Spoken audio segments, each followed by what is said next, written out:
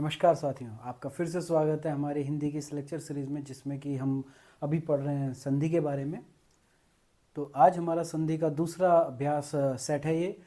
पिछले में हमने यूपी टेट के पेपर 1 और पेपर 2 के क्वेश्चन सॉल्व किए थे, और अब हम जो है उससे अलग कुछ और अलग अलग एग्जाम्स में आए हुए कुछ क्वेश्चंस को उठा के देखते हैं कि क्या हम उन्हें सॉल्व कर पाएंगे या नहीं कर पाएंगे। चलिए, तो ज़्यादा इधर उधर की बात करने के बजाय सीधे क्वेश्चन पे आते हैं। और पहला क्वेश्चन क्या है, परोपकार शब्द में कौन सी संधि प्रयुक्त है। अच्छा हाँ, इससे पिछले जो क्वेश्चन आए हुए थे यूपी टेट में, वो सारे उन सब में पूछा गया था संधि विच्छेद क्या है। तो कुछ क्वेश्चन ऐसे भी आते हैं जिसमें सीधे सीधे आपसे पूछा जाता है कि संधि कौन सी है, पूरा पूरा संधि विच्छेद आपसे नहीं कराया जाता है। तो ये क्वेश्चन ऐसा ही है कि सिंपल आपसे संधि पूछेगी कि कौन सी संधि है। तो अपने ने तो एक तरीका देखा हुआ है कि भाई अपना पहला शब्द लिखो कौन सा है, जैसे परोपकार लिखा हुआ है, और इसको ऐसी जगह से तोड़ने की कोशिश करो कि जहाँ से टूट सके। मेरे को ये ओ की मात्रा दिखाई दे रही है, तो ओ की मात्रा किस में आती है, या तो गुण संधि में आती है या फिर विसर्ग संधि में आती है। इससे पहले भी हम बात कर चुके हैं, पूरा मैंने एक्सप्लेन किया है। अगर आपने नहीं देखा तो पिछले वाले को जाके देख लीजिएगा। फिर भी मैं इसको सबसे पहले किस पे, ध्वनि लेवल पे तोड़ता हूँ। ध्वनि लेवल से ही पता लग जाएगा। ये क्या हो जाएगा मेरा प में ध्वनि स्वर है किसका, आ का। र में ध्वनि किसकी जा रही है, यानी कि किसका स्वर है, ओ का। प्लस फिर से प है, प्लस इसमें स्वर किसका हो गया, आ का। और का में स्वर किसका है, आ का। और रे में स्वर है आपके आ का। ये हमने इस पर तोड़ लिया से सीधा सीधा सा। मैं बार बार इसलिए करा रहा हूँ आपको, हो सकता है कि आपको समझ में आ गई हो बात, लेकिन मैं बार बार इसलिए करा रहा हूँ ताकि आपकी प्रैक्टिस बनी रहे इस चीज़ की। तो अब मुझे साफ साफ दिखाई दे रहा है कि भैया ये जो ओ आता है, ये दो संधियों में आता है, एक गुण संधि में आता है और एक विसर्ग संधि में आता है। तो विसर्ग संधि में कब आता है कि जब विसर्ग हो, विसर्ग से पहले क्या हो आपका यहाँ पर अस्वर हो, और विसर्ग के बाद आपका अस्वर हो, प्लस उससे अलग क्या हो, तीसरा वर्ग हो, चौथा वर्ग हो, या फिर पांचवा वर्ग हो, या फिर आपका क्या हो, अंत्यस्थ ये रे ले वे हो, या फिर आपका ऊष्म का है हो। चलो, मैंने मान लिया कि ये विसर्ग का ही है। भाई मान, हम तो कोशिश करेंगे ना, हमको तो तोड़ना आना चाहिए वन बाय वन कि हम कैसे करेंगे। तो मैंने मान लिया कि ये विसर्ग का है। विसर्ग का अगर ये है तो इसकी ये किसकी जगह आता है, अ और विसर्ग की जगह आता है। यानी कि इसकी जगह मैं क्या रख सकता हूँ, अ प्लस विसर्ग प्लस इधर क्या बचता है, प। अगर मैं इसको पूरा अक्षर बना दूं तो ये क्या बनेगा, पा का अक्षर बनेगा। तो ये तो यहाँ पे गलत हो गया भैया, इसमें से तीसरा चौथा पांचवा, और जबकि प किसका होता है, पहले का होता है, प फ ब भ में, ये सबसे पहले का होता है। तो विसर्ग संधि यहीं पे कैंसिल हो गई, तो इसका मतलब इसमें विसर्ग संधि नहीं होगी। तो अब मेरा सीधा सा ध्यान है कि भाई मेरा सीधा ध्यान किस पे जाना चाहिए, वैसे तो पहले ही मेरा गुण पे जाना चाहिए, क्योंकि पहले स्वर संधि चेक करो, फिर उसके बाद व्यंजन करो, उसके बाद विसर्ग को चेक करो। लेकिन फिर भी मैं आपको बता रहा हूँ जानबूझ के कि आपको प्रैक्टिस हो इस चीज़ की। तो अब ये बचता है किसमें, गुण संधि में। गुण संधि का क्या नियम था कि भाई जब आपका जो है अ किससे मिल जाए, ऊ से मिल जाता है, या बड़े ऊ से मिल जाता है, इधर आ या अ मिलके, तो ये किस में परिवर्तित हो जाता है, ओ में। इसका गुण बदल जाता है, यानी कि विजातीय वाले, जो शुरू में हमने वर्ण माला करी थी उसमें विजातीय वालों की बात होती है। मैंने मान लिया कि भाई चलो इस जोड़े में से कोई ऐसा एक जोड़ा जरूर आ रहा होगा, तो मैंने यहाँ पे रखा कि भाई ए या आ मिलके एक इधर का अक्षर बनेगा, और इधर का ऊ या बड़ा ऊ मिलके इधर का अक्षर बनेगा। बाकी को हम एज इट इज कॉपी करते हैं, तो ये क्या हो जाएगा, प प्लस अ प्लस र प्लस, अब रा के बाद क्या था, ओ की जगह ये आ गया और ये आ गया। उसके बाद बाकी उधर जो बचा हुआ है, प प्लस अ प्लस क प्लस आ प्लस र प्लस आ। अब संधि हमने किस लेवल पे करी थी, इस लेवल पे, यानी कि एक अक्षर तो बनेगा आपका ये, और एक अक्षर बनेगा इधर वाला। तो इधर क्या बन गया, प। अब मैं इनको अगर जोड़ के बनाऊं तो ये क्या बन गया, प प्लस ये र से या तो र बनेगा या रा बनेगा। तो रा बनेगा या तो र बनेगा या रा बनेगा। और इधर क्या बनेगा, अगर आप फटाफट कर लीजिएगा, इधर उपकार बनेगा। तो ये या तो उपकार बनेगा, या तो ऊ से शुरू होगा या बड़े ऊ से होगा। बाकी ये जो बचेगा पकार, बिल्कुल ऐसा का ऐसे ही मैंने इकट्ठा करके एक साथ लिख दिया। आप लोग समझदार हैं, इतना समझ सकते हैं। तो इधर से जो एक सार्थक शब्द बनेगा, शब्द या तो बनेगा परा या बनेगा पर, प्लस या तो बनेगा उपकार और या बनेगा बड़े ऊ के साथ उपकार। अब आप सबको पता है कि भैया ये कौन सा है, ये सार्थक शब्द है। सार्थक शब्द कौन है, पर। परा है, लेकिन परा की जरूरत अभी फिलहाल नहीं है, यहाँ पे पर होगा। तो आपका जो संधि विच्छेद होगा वो क्या होगा, इसका पर प्लस उपकार। अब संधि कौन सी लगी, गुण संधि, तो आप सीधे सीधे आएंगे और इस पे निशान लगा के आगे चले जाएंगे। ये बताने के लिए तो मैं यहीं पे ख़त्म कर देता, लेकिन ये सारा बताने का मेरा एक ही मकसद रहता है कि आप इसको सीखें अच्छे से कि संधि का विच्छेद कैसे किया जाता है। तो इसको मतलब तो मैं बता दूं कि आपको एक मात्रा दिख रही है तो इसका मतलब एक मात्रा दिख रही है, दो मात्रा दिख रही है, एक मात्रा दिख रही है, तो आप गुण संधि लगा दो, बिल्कुल लगा सकते हो, कोई दिक्कत नहीं, आप आराम से लगा सकते हैं। है भाई, शॉर्टकट बनाया लोगों ने तो है, लेकिन ये शॉर्टकट आपका 100% सही कभी नहीं होता है। मैं बहुत सारे ऐसे आपको एग्जाम्पल दे सकता हूँ जिसमें कि ये आपको फंसवा देगा, आपका एक नंबर खा जाएगा। तो इसलिए सबसे ज़रूरी जो चीज़ है वो क्या है कि आपको पता होना चाहिए कि ओ किस कंडीशन में आता है या ए किस कंडीशन में आता है, और उसके अकॉर्डिंग आप रूल बनाइए और देखिए कि आप कभी भी गलत नहीं करेंगे। आपका क्वेश्चन का आंसर कभी भी गलत हो ही नहीं सकता अगर आप इस तरीके से चलेंगे तो। चलिए नेक्स्ट क्वेश्चन देखते हैं, निर्गुण में कौन सी संधि है। अब देखने के लिए तो मुझे साफ साफ दिखाई दे रहा है कि भैया ऊपर रह जा रहा है, यानी कि आधा रह आ रहा है, तो इसका मतलब सीधी सी बात है विसर्ग संधि होगी ही होगी। ये मैंने आपको बताया, लेकिन कैसे होगी इसको देखते हैं अभी। चलिए तो जी निर्गुण में देखते हैं, निर्गुण में क्या सीन है। मैं बता चुका हूँ कि क्या होगा, विसर्ग होगा, लेकिन कैसे होगा ये भी तो पता होना चाहिए।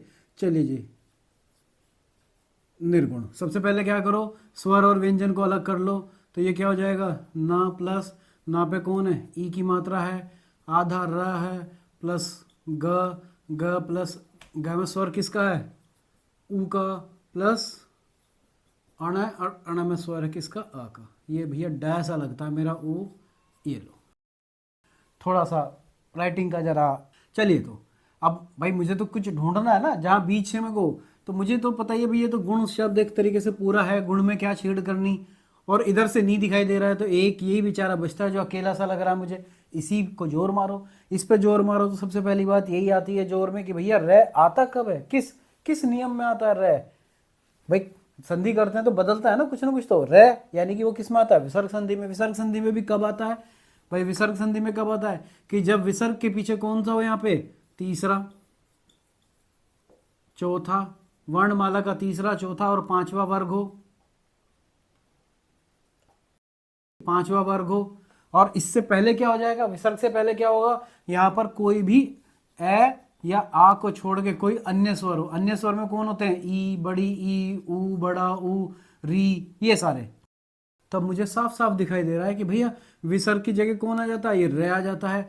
ग मेरा किस में है, तीसरे में, का खा ग तीसरे नंबर पे, ई मेरी ये रही, तो इसका मतलब इसमें विसर्ग संधि लग सकती है। बड़ा आराम से लगा के देखो, गलत हो सकता है कि गलत हो, अब भी कुछ और हो जाए, लेकिन तीनों चीजें फिट बैठ रही हैं, तो लगा के देख लेते हैं हम। तो इसका मतलब ये र की जगह में क्या लिख सकता हूँ, विसर्ग, प्लस पीछे का एज इट इज कॉपी, इधर का एज इट इज कॉपी, तो इधर का क्या हो जाएगा, न प्लस ई की मात्रा प्लस विसर्ग प्लस इधर, तो इधर का जो शब्द बन गया वो क्या बन गया, नी, ई की मात्रा उस पर चलेगी स्वर में, और ये विसर्ग ऐसा का ऐसा ही, और प्लस आगे क्या हो जाएगा, ये गुण। तो ये बिल्कुल सही बन गया भाई, नी प्लस गुण मिलकर क्या बनता है आपका, निर्गुण बनता है। अगर आप देखोगे भी वो संधि आपने करी भी होगी, ये शायद मैंने एग्जाम्पल में करवाई हुई है जहां तक मुझे याद है, हो सकता नहीं कराई, तो अभी आप समझ लीजिए कि मुझे साफ दिखाई दे रहा है कि भाई किसकी संधि हो रही है, विसर्ग संधि हो रही है। विसर्ग से पहले कौन है, ई, ई मतलब ये वाला, और उसके पीछे तीसरा चौथा पांचवा या रेलेवे या आ वो आता है जो उसकी संधि, तो भैया ये किस में बदल जाता है, रा में बदल गया, तो निर्गुण बन गया। आधा रा आता है इसलिए उस दूसरे के सिर पे, क्योंकि ये आधा पढ़ा लिखा है ना, तो दूसरे के जो शरीफ आदमी है उसके सिर पे चढ़ के बात करता है। अगर ये पढ़ा लिखा होता तो ये बिल्कुल शांति से शांत मन से बात करता। तो ये अभी जो है मेरी तरह आधा पढ़ा लिखा है, इसलिए दूसरों के सिर पे चढ़ के बैंड बजाते रहते हैं उनकी दूसरों के चले गए, मतलब मजाक की बात है, ये आधा होता है तो इसलिए आगे चला जाता है। ठीक है जी, निर्गुण समझ में आ गया। चलिए सन्मार्ग में प्रयुक्त संधि कौन सी है, अब सन्मार्ग, चलो तो जी लिख के देखते हैं, सन्मार्ग तोड़ते हैं। मुझे साफ साफ दिखाई दे रहा है कि ये लो जी,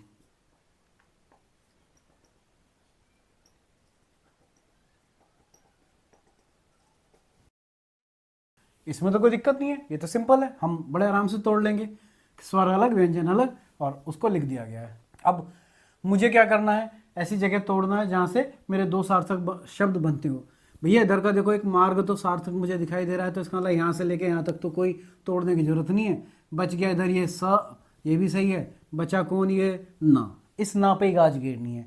अब हम कहेंगे ना आता कब है, तो भैया मेरे को सीधे सीधे से याद है ना कौन से वाले में आता है, जब पांचवें वर्ण वाले में कन्वर्जन होता है। और रूल क्या था वो रूल था कि जब भी आपका पहला वर्ग हो, मैं यहाँ पे पहला ही वर्ग लिख लेता हूँ, पहला वर्ग हो और प्लस पहले वर्ग में कौन कौन से आते हैं, क च ट त और प, यही आते हैं। तो इसके बाद प्लस कर, और दूसरी तरफ कौन सा होता है कि आपका पांचवा वर्ग। अब पांचवें वर्ग में कौन कौन से होते हैं, अंगा, अय्या, अणा, न और म, यही होते हैं ना। अब इसमें मुझे पता है इन तीनों से कोई शब्द जो बनता ही नहीं है, तो इनकी तो कहानी खत्म करो, यानी कि बचते सिर्फ दो ही है, ना और माँ। जब भी ना और माँ होंगे तो किस में कन्वर्ट हो जाएगा, उसी के पांचवें अक्षर में बदल जाएगा जिस वर्ग का वो आया है। तो जी यहाँ पर अब सीधी सी बात है कि किस वर्ग की बात करें, यहाँ पे आया ना, तो ना किसके वर्ग में आता है। देखना यहाँ पे एक चीज का ध्यान रखना, भैया ये सन मार्ग है, ये सम मार्ग होता तो बात अलग होती, माँ होता तो कौन आता यहाँ पे, पे आता, लेकिन फिर बात ही अलग हो जाती, क्योंकि सप मार्ग कोई सप जो है कोई शब्द नहीं है। तो इसीलिए इस चीज को ध्यान रखना, ये जो यहाँ पर है अनुस्वार में जो ध्वनि जाती है वो अपने ही वर्ग वाले में जाती है। तो यहाँ पे कौन आया, ना आया है, और ना किसके में आता है, त थ द ध न, यानी कि जो त है वो किसका उसका पांचवा कौन है, ना ही आया हुआ है यहाँ पे। तो ना जो है पांचवे में है, तो इसका मतलब इससे पहले, यानी कि ये जो ना आया है ये इसकी जगह क्या आ जाएगा, यहाँ पर इसकी जगह पे आपका आ जाएगा त। बाकी क्योंकि ना की जगह त आता है, ना ही तो ता ही तो ना में कन्वर्ट होता है, बाकी सारे को एज इट इज कॉपी करो। ये क्या है, स प्लस आ, यानी कि जिस तरीके से हम पहले इधर से उधर जा रहे थे उधर से इधर इसी तरीके से आना है। म प्लस आ प्लस र प्लस ग प्लस आ, तो ये हो गया जी स, ये बेचारे त अधूरे रह जाएंगे, प्लस म र ऊपर जाएगा और ग नीचे आ जाएगा, सतमार्ग, ये हो जाएगा जिसका संधि विच्छेद। और ये संधि किसके तहत करी हमने, व्यंजन संधि के तहत करी, तो व्यंजन इसका आंसर हो जाएगा। तो बचते हैं इस सेट में दो क्वेश्चन, एक तत्पुरुष का और एक हिमालय का। ये दोनों आप करिए एक्सरसाइज में, मान लीजिए कि आप करिए। दोनों यूपी पुलिस में आए हुए हैं, यूपी पुलिस के एसआई वाले एग्जाम में आए हुए हैं। आई थिंक 2022 या 23 में एग्जाम हुआ था उसमें आए थे दोनों के दोनों क्वेश्चन, अच्छे हैं, तत्पुरुष और हिमालय। ये तत्पुरुष हो जाएगा और ये हिमालय का हिम प्लस आल्य हो जाएगा। क्या हो जाएगा, खुद करो ना यार, ये आप लोग एक बार करके देखिए, हो जाएंगे, बड़े इजी हैं, नहीं होते तो कमेंट में करिए, मैं फिर से बना दूंगा, कोई बड़ा इशू नहीं है। चलिए इससे नेक्स्ट वाला सेट देखते हैं। चलिए तो नेक्स्ट क्वेश्चन देखते हैं। मैंने यहाँ पे सारे क्वेश्चन नहीं लिखे, उनके ऑप्शन नहीं लिखे। मेरा मानना है कि भाई हमें क्वेश्चन आना चाहिए, ऑप्शन कुछ भी हो, अगर हम सही चल रहे हैं तो बिल्कुल सही निकालेंगे। मैंने अपनी जान बचाई है, इतना लंबा कौन लिखता है यार। चलो खैर कोई नहीं, अभी क्वेश्चन का आंसर देखते हैं, फिर हंसी मजाक कर लेंगे। क्या लिखा हुआ है, मनोदशा का संधि विच्छेद। मनोदशा का संधि विच्छेद, लो जी बिल्कुल आसान है, बहुत अच्छा। मनोदशा, अब मनोदशा में मुझे सीधे सीधे ओ की मात्रा दिखाई दे रही है, और मुझे पता है कि जब भी ओ की मात्रा आती है तो क्या होता है, वो कब आती है, या तो गुण संधि में आती है या फिर किस में आती है, दूसरी विसर्ग संधि में, कि विसर्ग का ओ हो जाना और गुण संधि में अ प्लस ओ की मात्रा उ, यानी कि जब अ या आ में उ या उ का संबंध होता है, मिक्सिंग होती है, तब जो है वो ओ की मात्रा में परिवर्तित हो जाता है। तो मुझे साफ साफ दिखाई दे रहा है, वैसे तो विसर्ग संधि है, मन है प्लस दशा है, लेकिन फिर भी मैं करके देखूंगा, और करके देखूंगा तो गुण में चलता हूं। सबसे पहले गुण में अगर मैं करूंगा तो इधर क्या हो जाएगा, ये मन प्लस ओ प्लस द प्लस अ प्लस शा। मैंने इतना ही तोड़ा है जितना मुझे जरूरत है, बाकी मैंने पूरा स्वर और व्यंजन अलग नहीं करे हैं। आपको अगर आते हैं तो बहुत अच्छी बात है, नहीं आते तो पीछे जाके सीख लीजिए, और अब इसी तरीके से चलेंगे ताकि सीख सके हम। अब ओ किसकी जगह आता है, ओ आता है हमारा अ या आ की जगह, प्लस इसके यहाँ पे कौन होगा, उ या बड़ा उ, यही तो होते हैं। चलो जी, मन है, ये जो मन है इसके साथ आ मिला देता हूं, तो या तो बन जाता है शब्द मन या बन जाता है शब्द मना। आपको पता, मैंने मान लिया कि भैया मना तो कोई शब्द है ही नहीं, मन है ये एक सही शब्द है, लेकिन अब इसको भी पता होना चाहिए आपको कि ये भी सही शब्द नहीं है, सही शब्द है आपका क्या, मन है, ये मैं पहले भी बता चुका हूं। तो फिलहाल मैं मान के चलता हूं कि चलो ये सही है, दूसरी तरफ भी तो सार्थक शब्द बनना चाहिए, तो दूसरी तरफ जो सार्थक शब्द बनेगा वो किससे जुड़ के बनेगा, ऊ या ऊ से। तो ऊ दशा, या तो बनेगा शब्द ऊ दशा, ये भी ये भी कोई सार्थक शब्द नहीं है, और ऊ दशा ऐसा भी शब्द आपने कोई सुना नहीं होगा। तो इसका मतलब ये दोनों गुण संधि में नहीं आएंगे। तो गुण संधि तो ये होगी नहीं, तो क्या हो जाएगी, सीधी सीधी सी विसर्ग संधि होगी। और विसर्ग में मुझे पता है कि विसर्ग में ओ कब आता है, विसर्ग में ओ कब आता है, जब मैं विसर्ग से पहले या विसर्ग के बाद, विसर्ग से पहले क्या हो, ऐ स्वर हो, और विसर्ग के साथ बाद क्या हो, ऐ स्वर हो, तीसरा हो, चौथा हो, पांचवा हो, या फिर य र ल व हो। ये तीसरा चौथा पांचवा मतलब वर्ग हो, या र ल व या फिर है हो, सॉरी है हो। तो ये आपको किसमें, विसर्ग किसमें परिवर्तित हो जाता है, ओ में। चलो जी, तो मैंने विसर्ग की जगह, ये ओ की जगह क्या ले लिया यहाँ पे, विसर्ग। इधर क्या बचेगा, इधर तो भैया ये जो, अच्छा विसर्ग के साथ ये आ भी था ना, तो आ भी आ गया, तो आ ये हो गया, मन है, ये मन आधा यहाँ पे हो गया, और इधर चुपचाप दशा चला गया यार सीधे, तो ये दशा इधर हो गया। तो ये क्या बन गया शब्द, मन है प्लस दशा। अगर किसी को समझ में नहीं आया, मैंने थोड़ा जल्दी कर दिया, तो एक बार जाके पीछे का वीडियो देख लेना, जहां मैंने ये एक एक करके खोल खोल के बताए हुए हैं। तो ऐसे हो गया मन है प्लस दशा, जो कि किस में आ गया, विसर्ग संधि में आ गया। चलो जी, अगला कौन सा है, नवोन्मेष है। चलो नवोन्मेष को देखेंगे। भैया ये भी सीधा सीधा क्वेश्चन दिखाई दे रहा है मुझे, वो है ये नमो, तो इसमें सीधा सीधा मुझे दिखाई दे रहा है, क्या है ये, नवोन्मेष। और नवोन्मेष में क्या दिखाई दे रहा है मुझे, ये मात्रा दिखाई दे रही जी, ओ की, और ओ की मात्रा दिखते मेरी बाँछें खिल गई। मैंने कहा ओ बेटे के, अभी तो मैंने विसर्ग संधि करा, ये भी विसर्ग संधि का है, लो जी फटाफट अभी कर देता हूँ विसर्ग संधि में।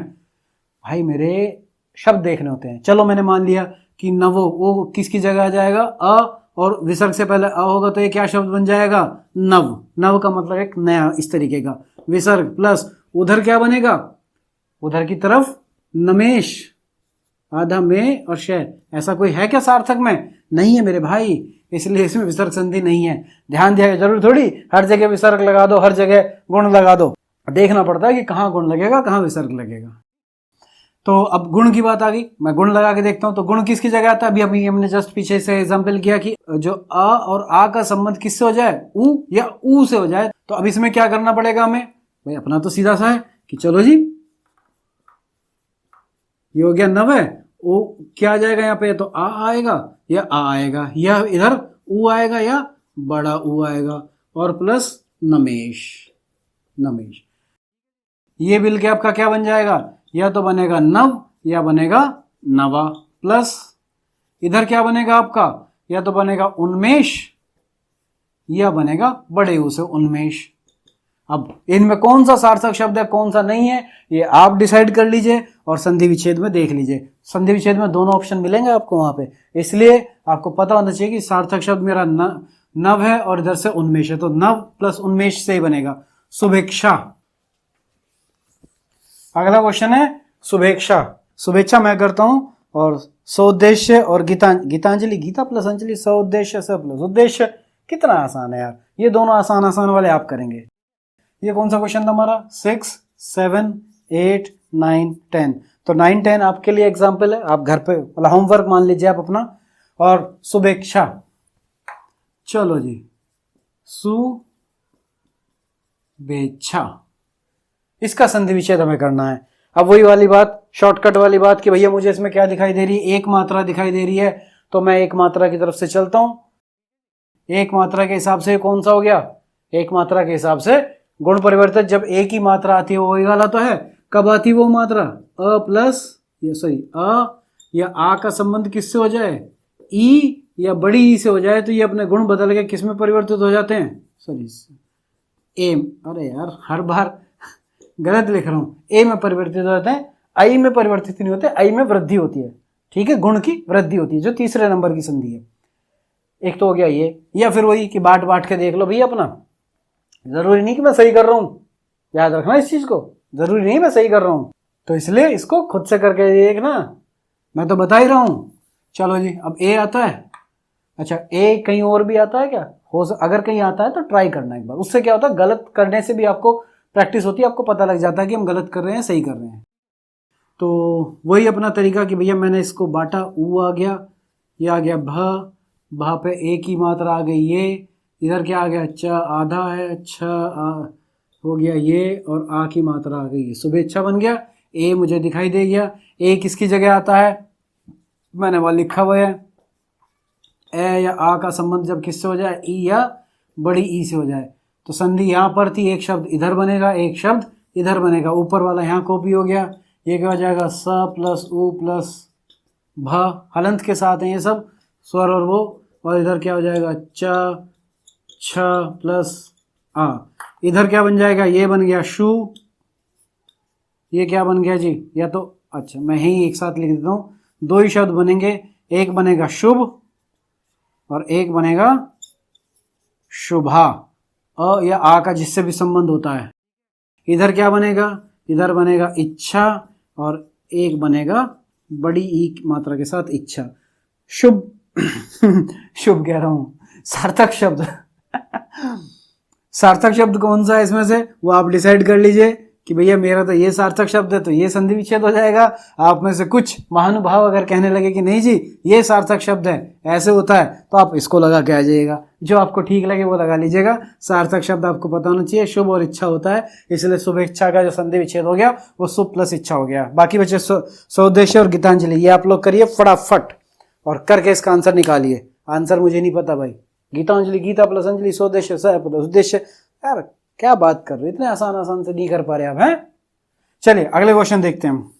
चलिए तो मैं थोड़े से और शॉर्टकट में आ गया, मैंने अब यार संधि विच्छेद भी नहीं लिखा, मैंने सिंपल वही क्वेश्चन जैसे पहले लिखे थे, इससे लास्ट वाले लेक्चर में ऐसे ही लिख लिए। क्यों लिख के मेहनत करनी यार, जब हमें सॉल्व ही करने हैं। तो जितेंद्रिय, तो जितेंद्रिय में एक ही मात्रा आपको दिखाई दे रही है, तो चलिए देखते हैं कैसे करते हैं। कैसे करते हैं कि यार जब एक ही मात्रा दिखाई दे रही है तो जित हो गया प्लस ये एक ही मात्रा हो गई प्लस ये आगे द्रिय, तो ये आपको दिखाई दिया। एक ही मात्रा किसकी जगह आती है भाई, आपको पता होना चाहिए, अ आ का संबंध जब किससे हो जाए, ई या बड़ी ई से हो जाए, तभी तो आता है जितेंद्रिय का। अरे इसका या ये अंकी बिंदी भैया रह गई थी, जरा वो लगा लीजिएगा। जितेंद्रिय, तो ये एक इस तरफ चला जाएगा एक उस तरफ चला जाएगा, तो जो सही सार्थक शब्द होता है वो जित हो जाएगा, और इधर की तरफ इंद्रिय हो जाएगा। इंद्रिय, ये बिंदी जो है यहाँ लगा लो यहाँ लगा लो, जैसे आपकी ठीक है, जैसे आपकी मर्जी हो वैसे, लेकिन तत्सम शब्दों में यहाँ लगती है और तद्भव शब्दों में ऊपर की तरफ लगती है अनुस्वार के में, इसके बारे में हम वर्णमाला में बात कर चुके हैं। चलिए जित प्लस इंद्रिय हो गया। आज्ञानुपालन बड़ा आसान है यार, आ की मात्रा दिखाई दे रही है, मैं सिंपल इसका लिख देता हूँ, आज्ञा प्लस अनुपालन। अब इसकी बताने की जरूरत नहीं कि स्वर संधि है, क्यों है, क्योंकि यहाँ पे आ की मात्रा आ रही है, यहाँ पे अ है, अ और आ मिलके दोनों क्या बनाते हैं, आ बनाते हैं, तो इसलिए आज्ञानुपालन हो गया। मुझे लगता है बहुत आसान है, आप लोग खुद से कर लेंगे, मुझे जरूरत ही नहीं है। मात्रा आज्ञा, हमने अपने क्वेश्चन जब एग्जाम्पल्स करे थे तो उसमें मात्रा आज्ञा बताया था, तो क्या बनेगा इसका, मातरी प्लस आज्ञा। तो इसमें क्या है, री की मात्रा है, री की मात्रा का संबंध किससे होगा, आ से होगा, तो री की मात्रा का जब आ से संबंध होगा तो ये किस में बदल जाएगा, जल्दी करो यार, तो ये बदल जाएगा आपका राम में। और जब ये राम में बदलेगा तो कौन से वाली संधि होती है, री प्लस आ वाली संधि होती है यण संधि, तो ये यण संधि का हो गया, इसलिए मात्रा आज्ञा हो गया। अगर किसी को नहीं समझ में आया, मैंने थोड़ा जल्दी बता दिया, तो जाके पीछे जब हमने पूरी की पूरी यण संधि बताई हुई है उसमें ये एग्जाम्पल्स लिए हुए हैं सारे, इसलिए मेरा मन नहीं कर रहा बार बार बताने का, बट ये किया हुआ है हमने, इसलिए मैं जल्दी कर रहा हूँ। जिसने मेरे लेक्चर देखे वो फटाफट कर देगा इसको। अगला क्या है, नैना विराम, सर्वोपरि, निरीही। निरी आपको याद होगा विसर्ग संधि का है, किसका होगा, निही प्लस री में आ जाएगा, तो ये हो जाएगा री। भैया जब विसर्ग के बाद रह आता है तो याद रखना विसर्ग वाली संधि में क्या होता है, विसर्ग का लोप हो जाने वाली है, और जब ये लोप होता है तो जो पहली मात्रा होती है उसे किस में कन्वर्ट कर देता है, बड़ी में, तो इसलिए मुझे ये अच्छा लगा एग्जाम्पल, इसका ध्यान रखना का। अतः एव विसर्ग संधि का है, अतः किसका होगा, अतः प्लस एव का, विसर्ग का लोप हो गया, कुछ नहीं है। प्रत्यक्ष, सर्वोपरि, नैना विराम, यार बड़े आसान से क्वेश्चन आ रहे हैं। चलिए तो ये सारे जो क्वेश्चन थे यूपी पुलिस में पूछे हुए थे, और इसमें से 2 क्वेश्चन थे जो एमपीटेट में पूछे हुए थे। तो इन क्वेश्चंस के बाद अब देखते हैं, लास्ट एक सेक्शन ले लेते हैं। तो 7-8 और एग्जाम्पल ले लेते हैं जो यूपी पीसीएस में आए हुए हैं, तो उससे आपको आइडिया हो जाएगा कि कैसे क्वेश्चंस आते हैं अधिकतर एग्जाम्स में। अगर आपको कोई भी क्वेश्चन इसमें से, और ये सारे वो हैं जो क्वेश्चंस एग्जाम में आए हुए हैं, अगर आपको लगता है कि कोई क्वेश्चन मुश्किल है तो मुझे बताइए कि कौन सा इसमें ऐसा क्वेश्चन है जो मुश्किल है, जो आप ना कर पाएं। आपको सबकी संधि पता है भाई, आप देखते ही बता देंगे कि यार ये फार्मूला हमने संधि में यूज़ किया था, बात ही खत्म हो जाएगी, बहुत ईजी है। तो अब इन क्वेश्चंस को देखते हैं। इन सारे क्वेश्चंस को थोड़ा सा ध्यान से देखिएगा, क्योंकि आपको लगेगा कि यार ये बड़े मुश्किल क्वेश्चन है। क्यों? क्योंकि यूपी पीसीएस में आए हुए हैं, यूपी पीसीएस के किसी न किसी ईयर में आए हुए हैं। तो भाई पीसीएस में पूछा हुआ है तो शायद मुश्किल ही होगा क्वेश्चन, ऐसा उम्मीद करके चलते हैं। लेकिन अगर हमने अपनी पढ़ाई की हुई है, अपने पूरे लेक्चर देखे हुए हैं, तो मुझे नहीं लगता कि मुश्किल होंगे। कैसे देखते हैं। सबसे पहला क्या है, कुशासन का संधि, इन सब का संधि विच्छेद बताना। बस इसमें पूछा गया था जगत प्लस ईश इक्वल टू जगदीश में कौन सी संधि है, तो अपने को तो वही देखना है, कुशासन। कुशासन कैसे बना है भाई, मैं इन क्वेश्चंस को बकायदा 1 बाय 1 एक जो प्रॉपर तरीके से तोड़ के वैसे ही बताऊंगा। चलो तो जी इसमें क्या हो गया, क में से कौन सा स्वर निकला, ऊ का निकला, प्लस श में से किसका निकलेगा, आ का निकलेगा, और प्लस इस स में से आ का स्वर है और इस ना में से आ का स्वर है। तो ये बन गया अपना कुशासन। अब मुझे यहाँ पे मात्रा देखनी है जो बीच में से टूट सके और जहाँ से कि ये शब्द ऐसे होगी जिससे 2 सार्थक शब्द निकल सकें। तो मेरी तो नज़र इस पे गई सबसे पहले, आ पे, और मुझे पता है कि आ कब आता है, जब किसका संबंध, अ या आ का संबंध किससे हो जाए, अ या आ से हो जाए। और कौन सी संधि होती है ये वाली, ये होती है आपकी दीर्घ संधि। तो एक संधि यहाँ पे हुई तो एक शब्द इधर की तरफ बनेगा, एक शब्द इधर की तरफ बनेगा। तो ये क्या बन जाएगा, इससे अगर मैं बाकी सारे को कॉपी कर देता हूँ एक बार, क उ श हलंत के साथ, ये दोनों हलंत के साथ हैं। आगे आ की जगह क्या आ जाएगा, ये पूरा लिखा जाएगा भाई, इसी की जगह तो आ लिखा जा रहा था, प्लस स हलंत के साथ अ, न हलंत के साथ आ। इधर का जो शब्द बनेगा पूरा मिलके ये बन गया कु, और श आ मिलके बन गया, एक तो बनेगा कुश, एक बनेगा कुशा। और इधर की तरफ दूसरा शब्द क्या बनेगा, एक बनेगा असन, हाँ असन ही बनेगा, और एक बनेगा आसन। अब इसमें से कौन कौन से जो है आपके वो हैं सार्थक शब्द, ये आपको देखो, ये चीज आपकी प्रैक्टिस होनी चाहिए। तो मुझे पता है कि एक कुश है, एक आसन है, तो इसका संधि विच्छेद क्या हो जाएगा, कुश प्लस आसन। मुझे उम्मीद है कि इसमें आपको कोई प्रॉब्लम नहीं आनी चाहिए। तो कुश आसन का जो है संधि विच्छेद कुश प्लस आसन, और कौन सी संधि है ये आपकी, हो गई दीर्घ संधि, अत्यधिक। अब मेरी गलती नहीं है भाई, वो इतना आसान पूछ रहे हैं कि अत्यधिक, अत्यधिक में भी कैसे तोड़ेंगे, ऐसे ही तोड़ेंगे हम तो, हमारा तो काम यही है कि लो जी अ प्लस त अधूरा है, या में जो है किसका निकलेगी, कौन सी मात्रा स्वर निकल रहा है, आ का, प्लस ध ई क, यही तो बनेगा अत्यधिक। अब हमें पता है यहाँ पर हमारा तो एक ही चीज पे नजर गई कि भैया ये यहाँ पर नजर गई, यह क्या है, यह किससे आता है, याद करो यह किस में आता है, या तो यण में आएगा या अयादि में आएगा। यण में आएगा तो यह में ही आएगा, और अयादि में आता है तो किस भाषा में आता है, अय में आएगा या आय में आएगा, यही तो होता है। यह अब ये किस किस की जगह आते हैं, यण में और अयादि में। तो यण में यह कब आएगा कि जब ई या उ या किसी का भी संबंध किससे हो जाए, यहाँ पे अन्य स्वर से हो जाए। अन्य स्वर का मतलब है कि ई आ गया तो उधर ई नहीं आएगा, कुछ और कुछ भी आ जाए तभी तो होता है। तो ये ई ऊ की तो बात ही छोड़ दो, क्योंकि ऊ पे तो वह जाता है, तो ई किस में परिवर्तित हो जाता है आपका, यह में, और अन्य स्वर आपका एज इट इज लिखा रहता है। और यह भी ये इस हलंत के साथ जो होता है, अन्य स्वर उसे मात्रा देता है, जिस भी स्वर की वो मात्रा होगी वो मात्रा यहाँ पे आ जाएगी, मतलब जो भी स्वर होगा उसकी मात्रा आ जाएगी। तो मेरे को तो साफ साफ दिखाई दे गया कि भाई यहाँ पर, अच्छा अब मैं इसमें आय क्यों नहीं लिया भाई, यहाँ पे मैं ये भी तो ले सकता था कि जी ये आय भी तो आ सकता है, ये भी तो अधूरा है, लेकिन वो क्यों, क्यों नहीं लिया? क्योंकि इससे पहले क्या है, यहाँ पे ए स्वर आएगा, अगर ये स्वर इसमें होता तो ये तय पूरा होता, तो ये अधूरा नहीं होता। तो इसीलिए बहुत सारे लोग क्या कह देते हैं आपको कि जी शॉर्टकट बताने के लिए कि जहां पे भी आपको यह दिखाई दे और यह से पहले वाला जो अक्षर है वो आपको आधा दिखाई दे, यानी कि हलंत के साथ हो, तो समझ लीजिए उसमें यण संधि होती है। मैंने फिर से कहा शॉर्टकट होता है, बिल्कुल सही बात है, लेकिन फिर भी उसमें क्या होता है, 99% मान लीजिए, 95% मान लीजिए, 1% की भी कमी आपका 1 नंबर लेके जाएगी। इसलिए कभी भी ये गलती मत करिएगा। आप यहाँ पर अपने तरीके से चलिए, जैसे हमने बताया कि यह आया हुआ है तो इसका मतलब ये किसकी जगह आया था हमारा, ये ई की जगह आया था, इसकी जगह ही तो ये रखा गया था, और प्लस अन्य स्वर एज इट इज कॉपी था, जो अन्य स्वर है वो एज इट इज कॉपी था। यहाँ पर भाई ई प्लस ए मिलके क्या करते हैं, ये जो ई है ये में कन्वर्ट हो जाती है यण में, और अन्य स्वर एज इट इज रहता है। तो मैंने उसका जस्ट रिवर्स कर दिया, या को हटा दिया, बाकी सब एज इट इज कॉपी करूंगा। अब मेरी गलती नहीं है, मैं इसमें कुछ नहीं कर सकता भाई।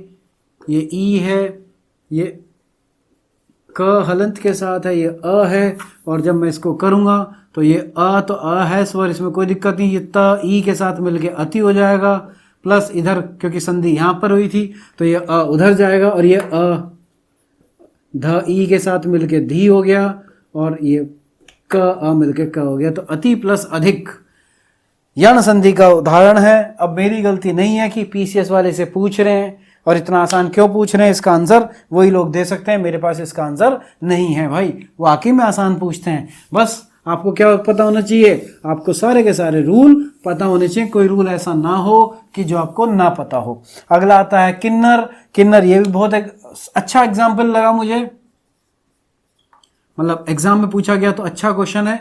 और इसको अगर लिखेंगे तो इसको अगर आप ध्यान दें तो बेसिकली ये क्या है, ना हलंत के साथ है, और ना ये तो पूरा है, और ये यही तो है ना किन्नर। मैंने अक्षर लेवल पे तोड़ा, ध्वनि लेवल पे आप लोग तोड़ लीजिएगा। अब यहाँ पे जो न आया हुआ है ये है। अब आप ये न कब आता है, याद करो सबसे पहली बात तो कि भैया ये जो न है वो व्यंजन संधि में आता है, और व्यंजन संधि में भी कहाँ पर आता है, जब माँ का संबंध किससे हो जाए, माँ का संबंध ना से हो जाए, तो माँ जो है वो ना में परिवर्तित हो जाता है। आपको मेरी बात समझ में आई या नहीं आई? नहीं आई, चलिए कोई नहीं, आप मेरे पिछले लेक्चर्स में जाइए जहां पे मैंने बताया था व्यंजन संधि में अनुस्वार वाली संधि, जिसमें हमने माँ का संबंध करा था, और क्या करा था उसमें रूल लगाया था कि भैया जब भी माँ का संबंध किससे हो जाए, दूसरी तरफ क से लेके भा तक, क हलंत से लेके भा हलंत तक, ये माँ हलंत है, तो इसका संबंध जब भी इनसे हो जाता है तो ये क्या करता है, ये जो माँ है ये किस में परिवर्तित हो जाता है, पांचवा अक्षर में, पंचमा अक्षर जिसे बोलते हैं, पांचवा अक्षर में परिवर्तित हो जाता है। और किसके पांचवा अक्षर में, जिसका यहाँ पर आया हुआ है, जो भी शब्द जो भी अक्षर यहाँ पे आया हुआ, माफी चाहूंगा हर बार शब्द निकल जाता है मुंह से, जो भी अक्षर यहाँ पे आया हुआ उसके पांचवे अक्षर में। तो यहाँ पर क्या है कि अगर मैं इस ना, ये जो ना आया है किसकी जगह आया, इस माँ की जगह आया है, तो मैंने यहाँ पे माँ ले लिया, की मेरा इधर है तो बन गया मेरा किम, और इधर नर। तो माँ का संबंध किससे हो रहा है, ना से। ध्यान दीजिएगा दोबारा से, माँ का संबंध ना से हो रहा है, तो ये जो माँ है किस में परिवर्तित होगा, पांचवें अक्षर में, किसके, जो यहाँ पे अक्षर आया हुआ है उसके।